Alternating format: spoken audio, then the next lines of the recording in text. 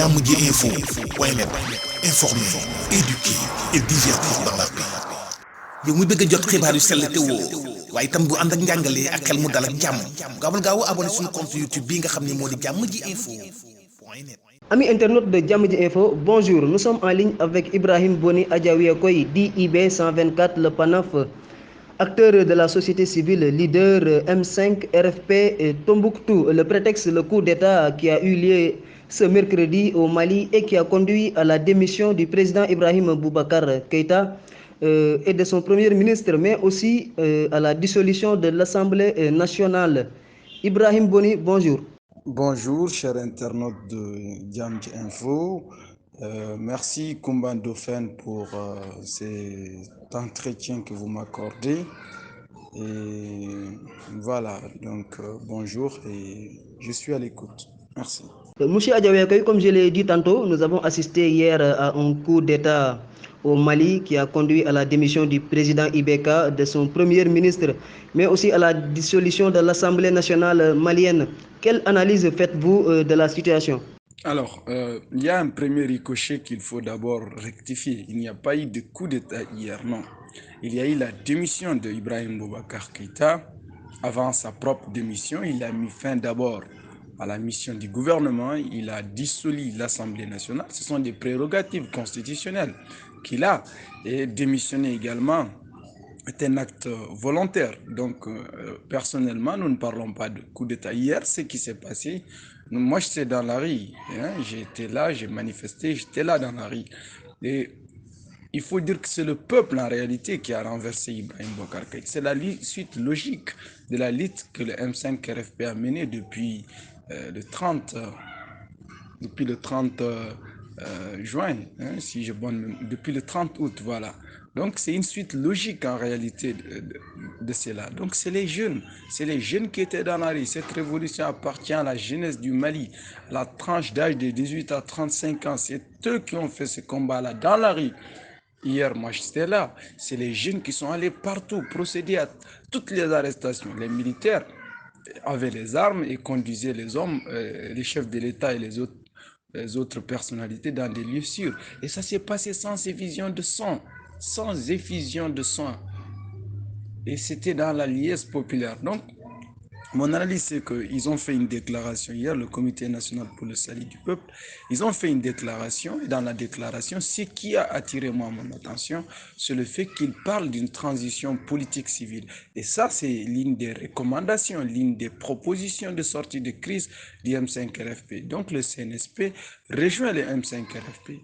Donc, aujourd'hui, il faut cette transition politique, il faut aller vers ces changements en profondeur de l'État du Mali. Parce que si nous sommes arrivés là, ce n'est pas simplement Ibrahim Boubacar Keïta, IBK qui a échoué, mais c'est tout un système de gouvernance bâti sur des mensonges pendant au moins 29 ans, de 1991 à nos jours, qui s'est effondré comme des châteaux de carton. C'est le raté du putsch anticonstitutionnel de 2012 qui a vu ensuite le retour de l'ordre constitutionnel. C'est cette erreur de 2012 qu'on va essayer de corriger en 2020. Donc aujourd'hui, mon analyse est très simple. Il faut une transition politique dirigée par des cadres valeureux et tout cela doit revenir entièrement à la société civile. Moi, je suis un acteur de la société civile et je pense que les politiques, les militaires, les religieux ont assez montré. Vous parlez de transition politique et non de coup d'État, on vous le concède. Mais du moment où le président a été contraint à démissionner par l'armée et qu'il y a même eu mutinerie, peut-on écarter la thèse d'un coup d'État? Mais il n'a pas été contraint, il a été invité à remettre sa démission, il n'avait pas d'autre choix. En réalité, si même les manifestations avaient continué, si IBK était quelqu'un qui respectait réellement son peuple, on n'allait même pas arriver là. En réalité, il s'est passé tout simplement, l'armée est venue à côté du peuple, manifester à côté du peuple et faire comprendre réellement au président Ibrahim Boubacar Keïta qu'il doit démissionner. Et il a démissionné, c'est tout.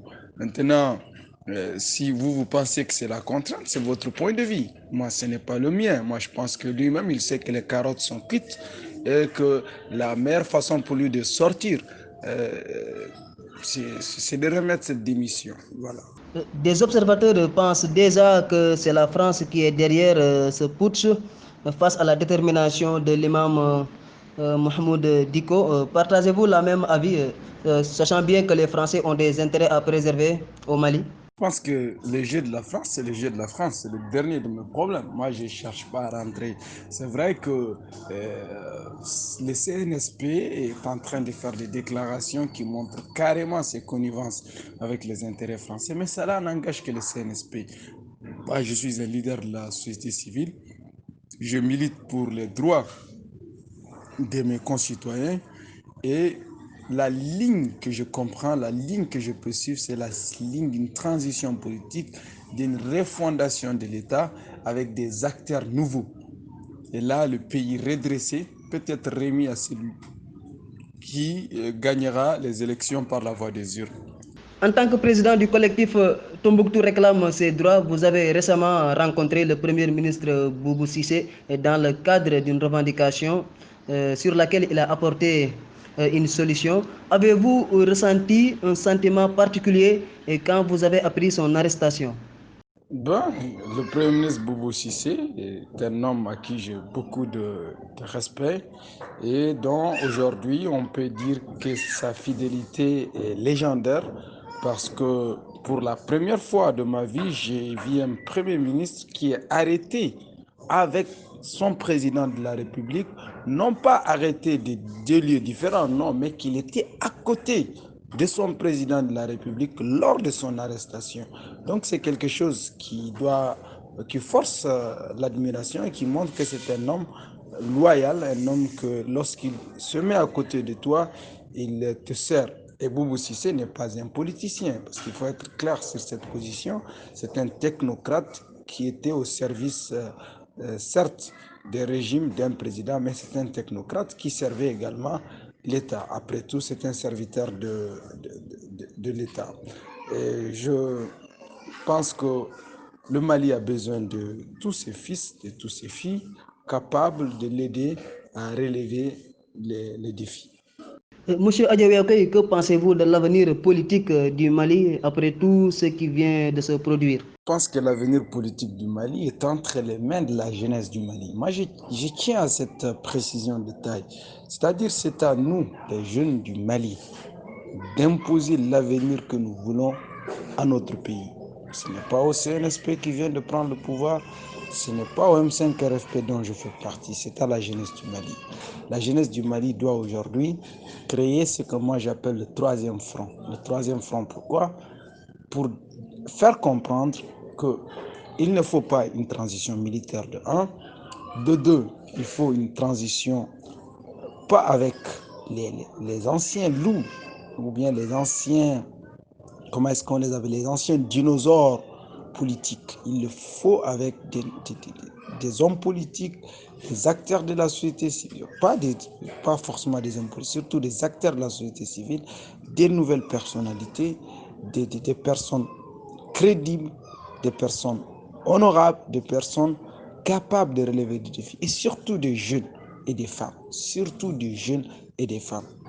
Monsieur Ibrahim Boni Adjawiakoy, Djamidji Info vous remercie. Je rappelle que vous êtes acteur de la société civile malienne, leader M5 RFP et Tombouctou. Merci à Djamidji Info, merci à vous aussi, Koumba Ndofène. Bonne journée et bonne chose à tout le peuple sénégalais.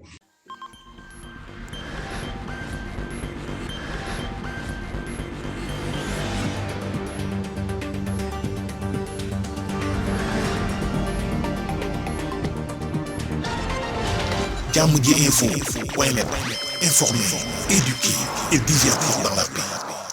yow muy bëgg a jot xibaar yu sell te woo waaye itam bu ànd ak njàngalee ak xel mu dal ak jàmm gaawal gaaw abonné suñu compte YouTube bii nga xam ne moo di Djamidji Info.